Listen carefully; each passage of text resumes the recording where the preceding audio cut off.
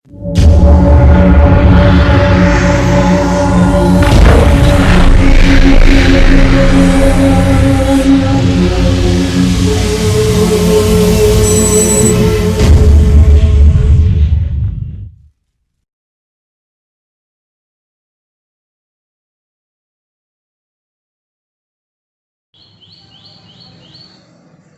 Students, chapter number 3 electrochemistry.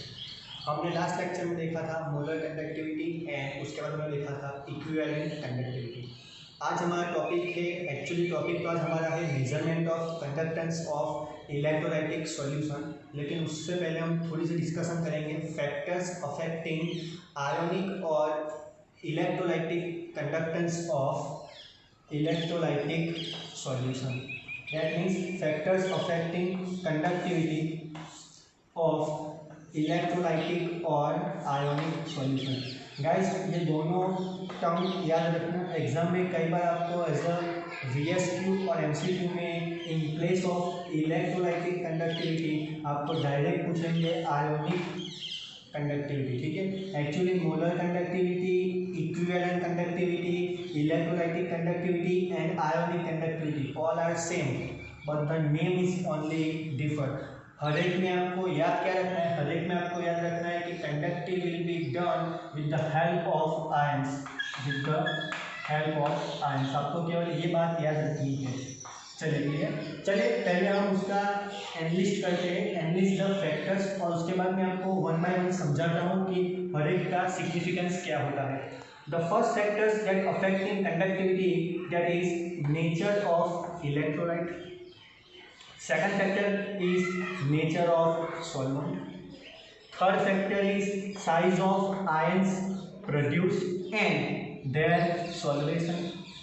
Next factor is concentration of electrolytic solution, and the last factor is temperature. So the guys, these are the 5 factors which affect conductivity of electrolytic solution. आपके NCERT में केवल उन्होंने analyst किया हुआ है, आपको explain नहीं किया हुआ है, तो मैं आपको वन बाय वन समझाता हूँ, आप उसकी नोट्स मेरे साथ बनाना। ठीक है, चलिए पहला फैक्टर हम बात करते हैं नेचर ऑफ इलेक्ट्रोलाइट। गाइस, आपको पता होगा कि इलेक्ट्रोलाइट इसका मतलब क्या, substance which can easily dissociate in its constituents ions. और अगर आपको याद हो तो हमने इलेक्ट्रोलाइट के दो टाइप पढ़े थे, that is a strong electrolyte and weak electrolyte. Guys बताइए, स्ट्रॉन्ग का मतलब क्या, which can easily and completely dissociated in ions। बताइए वीक का मतलब क्या है, इसका उल्टा which don't dissociate completely or you can say partially dissociate। अब गाइस बताओ, मैंने आपको पहले ही कहा था दैट इलेक्ट्रोलाइटिक कंडक्टिविटी मतलब क्या है, जिसका बेस क्या होगा, आयंस होगा। इसका मतलब अगर आपका इलेक्ट्रोलाइट स्ट्रॉन्ग है तो उसके आयंस ज़्यादा होंगे। इसका मतलब कि for strong electrolyte ions will be more and hence conductivity will be higher. आपको हर एक स्टेटमेंट लिखना है, ऐसे साइन आपको यूज नहीं करनी है। ठीक है, मैं केवल आपका टाइम कंज्यूम ना हो इसलिए मैं केवल शॉर्ट में लिखूंगा, आपको पूरा सेंटेंस लिखना है। चलिए, तो दूसरा आप समझ गए होंगे। अब for weak electrolyte number of ions will be less, hence conductivity will be lower. That means you can easily say that conductivity is directly proportional to ions and hence conductivity depends on the nature of electrolyte। चलिए ये आपका first होगा। चलिए second क्या आता है, second is the nature of solvent. Guys, nature of solvent का मतलब क्या है, तो आपको पता है कि there are two types of solvent. The first is a polar and second is a non polar. Polar का मतलब क्या है कि जो इजीली आपका जो सॉल्यूट है, जो आपका इलेक्ट्रोलाइट है, उसको इजीली पोलराइज कर पाएगा। इसका मतलब कि अगर आपने लिया हुआ है पोलर सॉल्वेंट और इसकी पोलैरिटी ज़्यादा है, polarity that means polarising power, अगर उसकी पोलराइजिंग पावर ज़्यादा है इसका मतलब कि वो इलेक्ट्रोलाइट को इजीली डिसोशिएट कर पाएगा, that means that will increase the conductivity, that means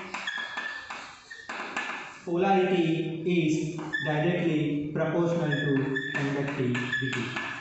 चलिए ये आपका सेकंड फैक्टर था। चलिए गाइस डिस्कस करते हैं थर्ड फैक्टर की। थर्ड फैक्टर कौन सा है? Size of ions produced and their solvation. Guys इस वर्ड को याद करना, सॉल्वेशन। सॉल्वेशन का मतलब क्या है? इजीली डिसॉल्व हो जाना। इसका मतलब क्या आता है? इजीली डिसॉल्व हो जाना। अब जितना ये इजीली डिसॉल्व हो जाएगा और उसके बाद उसके साइज की आयंस की बात करते हैं। अब देखो मैं आपको एक सिंपल फंडा से समझाता हूँ कि हम आप इसको कैसे कोरिलेट कर सकते हो। चलो एक प्रैक्टिकल एग्जांपल आपको मैं यहाँ पे समझाता हूँ ब्रैकेट में, इसको आपको लिखने की जरूरत नहीं, केवल समझिए। चलिए मैं यहाँ पे दो केस बनाता हूँ, एक आपका केस ए है, एक आपका केस बी है। मान लीजिए ये हाईवे है, ठीक है, आप देख सकते हैं यहाँ पे 3 लेन है, एक हाईवे है। अब हाईवे के एक साइड पे यहाँ पे आपके पास है कार्स, आपके पास क्या है? कार्स की एक लाइन लगी हुई है और यहाँ पे एक साइड पे आप देख सकते हो कि यहाँ पे बड़े बड़े ट्रक खड़े हैं, the big trucks are here, ठीक है, आप देख सकते हो। अब गाइस आप बताओ जब भी ऐसा कोई ट्रैफिक का प्रॉब्लम होता है और यहाँ पे पूरे व्हीकल्स आप देख सकते हो कि यहाँ पे पूरी कार्स खड़ी हुई है और यहाँ पे पूरे ट्रक खड़े हुए हैं, तो बताओ गाइस अगर आपको अभी ट्रैफिक क्लियर करना है तो कौन सी साइड पे ट्रैफिक इजीली क्लियर हो पाएगा? आप कहोगे सर जिस साइड पे व्हीकल्स की साइज छोटी है, जहाँ पे कार्स खड़ी है, यहाँ से आप ट्रैफिक को इजीली क्लियर कर सकते हो, लेकिन क्योंकि यहाँ पे बड़े बड़े ट्रक है तो ट्रक को मूवमेंट कराने के लिए आपको टाइम ज़्यादा लगेगा, क्यों? क्योंकि उनकी साइज कैसी है? बड़ी है। बस गाइस वही कंसेप्ट को यहाँ पे अप्लाई करना है आपको। अब मान लीजिए कि ये आपका हाईवे था तो ये आपका कंटेनर है, ठीक है, यहाँ पे जो आपके पास हाईवे था तो यहाँ पे हमने इसको ले लिया है सॉल्यूशन। अब गाइस वही दो केस यहाँ पे अप्लाई करो। मानो इलेक्ट्रोलाइट के जो आयंस है उसकी साइज बड़ी है और उसकी साइज छोटी है, आप दो केस ले लो, तो बताओ कौन से केस में आयंस के बीच इजीली मूवमेंट हो पाएगा? आप कहोगे सर जहाँ पे आयंस की साइज छोटी है वहाँ पे इसका इजीली मूवमेंट हो पाएगा, यहाँ पे साइज बड़ी है तो उसका मूवमेंट इजीली हो पाएगा नहीं। दैट मीन्स आप लिख लेना that size increases that will affect conductivity drastically, decrease that means conductivity is inversely proportional to size, conductivity is inversely proportional to size। चलेगा इससे नेक्स्ट की ओर बढ़ते हैं। The fourth one is a concentration of electrolytic solution, concentration of electrolytic solution। अगर guys इसकी हम बात करें concentration of electrolytic solution, तो अगर यहाँ पे आप डायरेक्ट लिख लेना that conductivity is inversely proportional to concentration, conductivity is inversely proportional to concentration. इसका मतलब कि जितनी इसकी कंसंट्रेशन कम होगी उतनी उसकी कंडक्टिविटी ज़्यादा होगी। ऐसा क्यों होगा? तो अब आप इस केस को वापस ले लीजिए। मानिए अब यहाँ पे जो आपका हाईवे था, यहाँ पे मैं कार्स की साइज सेम नहीं करता हूँ, लेकिन अब मान लीजिए कार्स ही है और उतनी ही साइज है, लेकिन अब मैंने देखो कार्स का नंबर कम कर लिया। फिर से देखो कार्स ही थी, आयंस की साइज चेंज नहीं हुई है, हाईवे की लेंथ चेंज नहीं हुई, मीन्स हाईवे की विड्थ चेंज नहीं हुई, मतलब कि इसका जो कंटेनर का वॉल्यूम था वो भी मैंने चेंज नहीं किया है, लेकिन अब देखो मैंने नंबर ऑफ आयंस कम कर लिए। गाइस नंबर ऑफ आयंस कम, याद कीजिए मोलारिटी का फॉर्मूला क्या है? Molarity that means mole upon volume. अगर आपने वॉल्यूम चेंज नहीं किया है, लेकिन अगर आपने नंबर ऑफ मोल्स, देखो यहाँ पे गाड़ियाँ ज़्यादा थी, यहाँ पे कार्स कम है, तो नंबर ऑफ मोल्स आपने डिक्रीज किए, नंबर ऑफ मोल्स डिक्रीज करते हो मतलब कि इसकी कंसंट्रेशन डिक्रीज होगी, तो देखो कंसंट्रेशन डिक्रीज होगी तो उसकी कंडक्टिविटी क्या होगी, इंक्रीज होगी। और गाइस लास्ट फैक्टर है टेम्परेचर, उसको तो आप सभी जानते हो कि higher the temperature that will be more dissociate of ions, और जितने आयंस डिसोसिएट ज़्यादा होंगे उतनी उसकी कंडक्टिविटी इंक्रीज होगी। That means temperature is directly proportional to conductivity.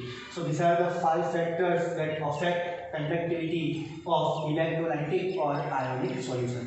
चलिए क्लियर, ओके।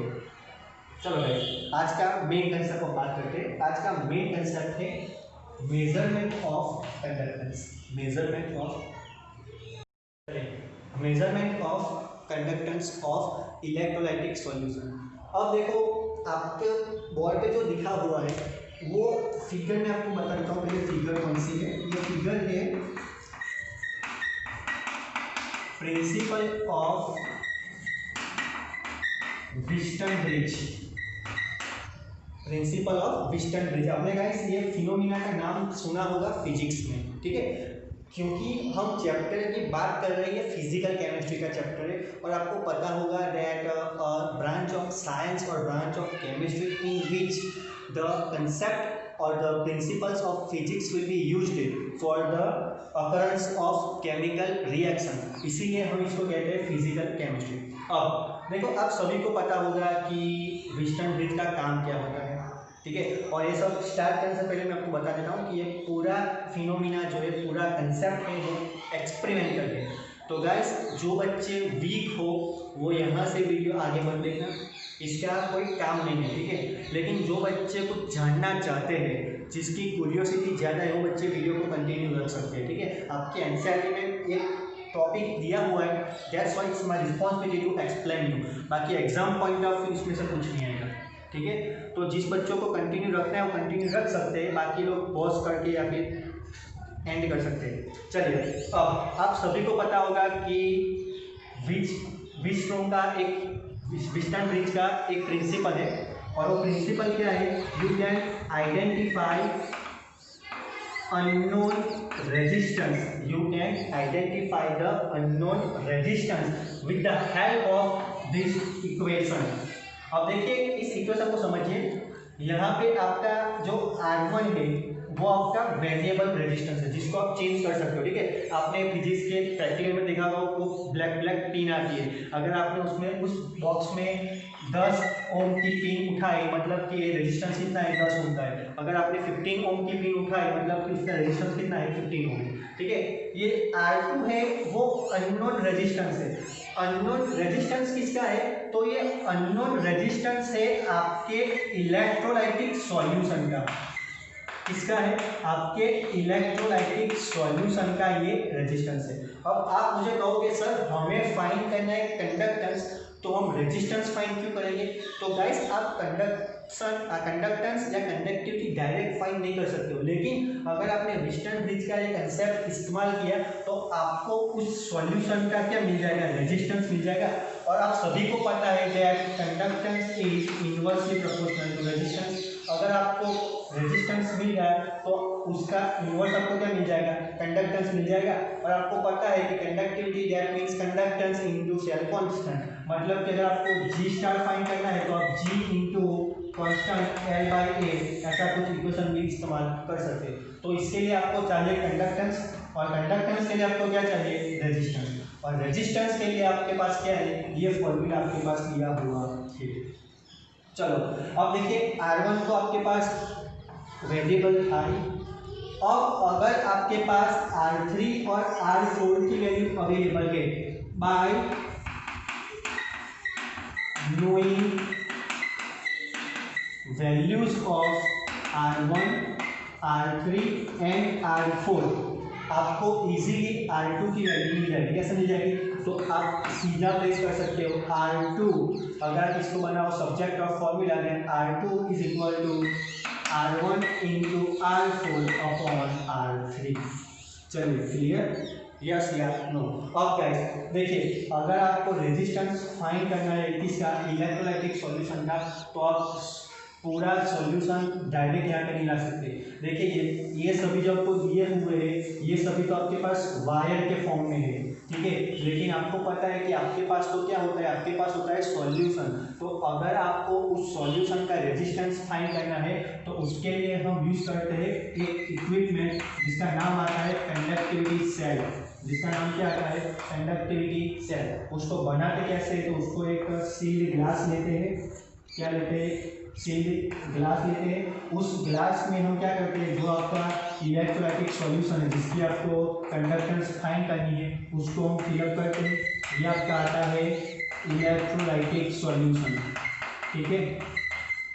अब इस सॉल्यूशन में हम करेंगे, हमें दो इलेक्ट्रोड्स बनाने हैं, क्या लेने हैं, दो इलेक्ट्रोड्स लेने हैं। ये इलेक्ट्रोड्स आपके इनर्ट होने चाहिए, रिएक्टिव होने नहीं चाहिए। इसका मतलब कि हम इसको लेते हैं प्लेटिनियम के इलेक्ट्रोड्स। ये इलेक्ट्रोड्स किसके हैं, this are the platinum electrodes. कौन है ये प्लेटिनियम इलेक्ट्रोड्स, जिसको हम एक ग्लास ट्यूब में सील कर देंगे। केवल जो प्लेटिनियम की प्लेट है वो क्या होगी, बाहर होगी, ठीक है। ये पूरा कंस्ट्रक्शन आपको दिया हुआ है, आपको ज़्यादा कुछ करने की जरूरत नहीं है। बस अब इसके आपको दो टर्मिनल निकालने हैं, बस। देखो गाइस, अब आपके पास जो ये दो वायर है, बस ये दो वायर को आपको कनेक्ट करने हैं इस अपार्टर्स के साथ। किसके साथ, इस अपार्टर्स के साथ आपको कनेक्ट करने हैं। बस इसका जो रेजिस्टेंस मिलेगा वो हमें फाइंड करना है। तो आप समझ सकते हो कि यहाँ पे जो वैल्यू मिलेगी वो वैल्यू किसकी होगी, वो वैल्यू होगी इस इलेक्ट्रोलाइटिक सॉल्यूशन की। बस अगर आपने उसका निकाला रेसिप्रोकल तो आपको मिलेगा conductance, and that is the measurement of conductance. Clear? So you can easily calculate the or easily measure the conductance of electrolytic solution with the help of using Wheatstone-Bridge principle. Wheatstone-Bridge principle.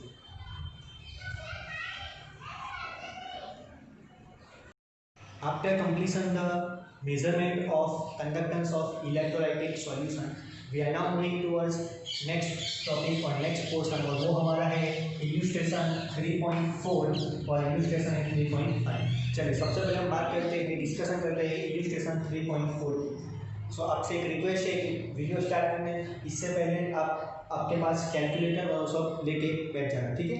चलिए given data आपको क्या क्या दिया हुआ है, तो सबसे पहले आपको दिया हुआ है resistance of 0.1 molar KCl solution, जो आपको दिया हुआ है 100 ओम।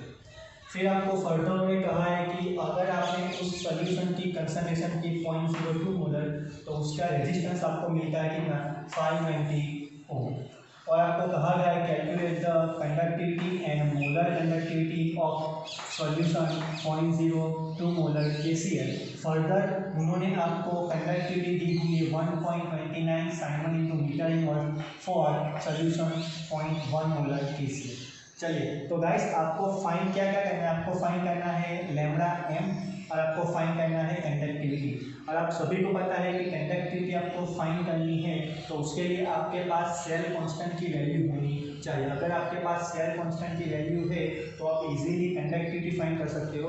अगर आपके पास कंडक्टिविटी मिल गई तो आपको लैम्बडा m का इक्वेशन पता है 1000 इंटू कंडक्टिविटी अपॉन कंसंट्रेशन, ठीक है। तो चलिए सबसे पहले हमारा पहला स्टेप कौन सा आएगा, हमारा पहला काम होगा हमें सेल कांस्टेंट G स्टार की वैल्यू फाइंड करनी है, ठीक है। चलिए तो सेल कांस्टेंट हमें फाइंड कैसे करना है, तो सिंपल है। First step that will be calculation of cell constant. तो गाइस अगर आपने लिस्ट ऑफ फॉर्मूला बनाया हो तो उसमें डायरेक्ट लिख सकते हैं सेल कांस्टेंट, जिसको हम डिनोट करते थे G स्टार से।